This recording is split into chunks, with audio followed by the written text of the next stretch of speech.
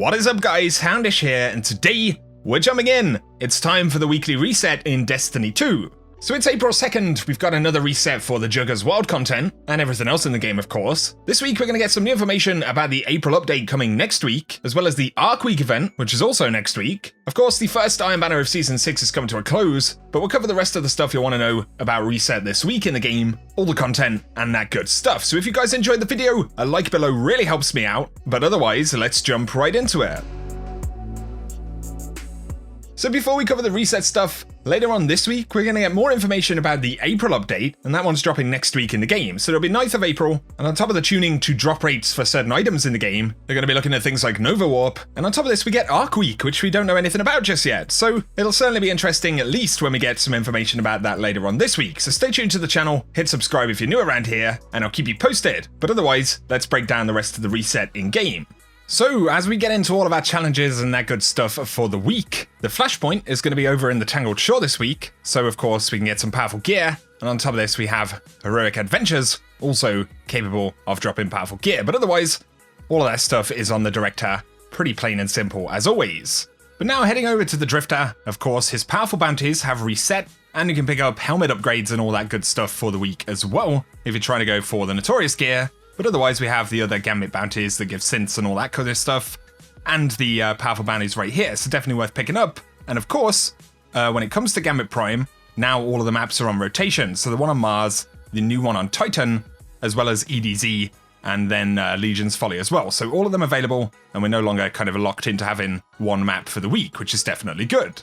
If you are wondering about the weapon frames in the rotation, this week we got the powerful Pulse Rifle, the sword frame, as well as the machine gun frame. So once again, Hammerhead is available, but we also get Blast Furnace and the Striker's Shorehand Sword. So pretty cool stuff, and you can pick up all this stuff you need right here from the bounties, ballistics, logs. So yeah, happy hunting for that stuff. In terms of other powerful stuff, don't forget to visit Hawthorne. If you're wondering about raid challenges, we have Strength of Memory for the Last Wish raid, and then Hold the Line for Scourge of the Past this week. But otherwise, you can get your powerful bounties from the Spider, as well as Petra in the Dreaming City, and the Drifter stuff. But otherwise, we are now at Eververse, so let's take a look at the inventory for the week right here.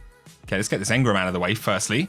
Right, so we've got the Respectful Handshake multiplayer emote, the Air Quotes emote, the Bare Bones, SL19 Sparrow, pretty interesting looking thing, the Sickle Skiff, and then the EGBE01X, man, some of these names, as well as Rose and Bone, wow, all the way from year one, I do believe. We've got some other stuff that you'll probably spot if you're actually interested.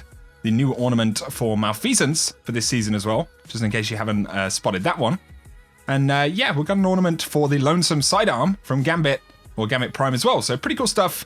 We got Transmat effects and all of that good stuff right there. The Sorrowful bundle for Thorn is still available, as well as some other bundles that you can spot there as well. Finally, for our weekly Nightfalls, we do have Warden of Nothing, Inside Terminus, and Exodus Crash. So potentially some loot if you need to chase anything right there. And Bungie say they're going to try and avoid any kind of bad luck with Nightfalls going forward week over week. But we do have the Vanguard Strike playlist this week with Void Singe. Then we've got Iron and Heavyweight. But of course, these are daily modifiers right here, these two. So they'll roll out day over day. And then we do have PvP Breakthrough available as the playlist this week if you want to jump in there. But otherwise, you can get your powerful rewards and all that good stuff as listed on the Director.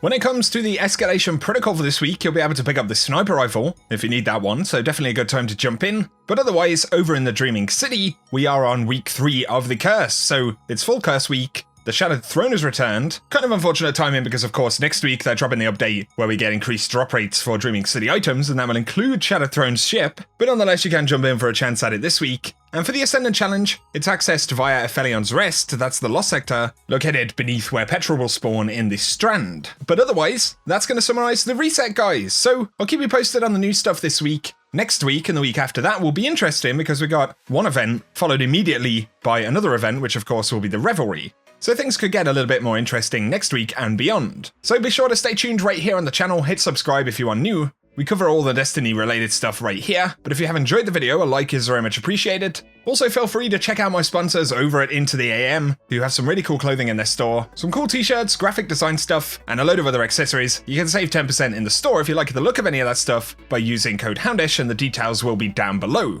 But otherwise, thank you for tuning in, and I hope you have an awesome week.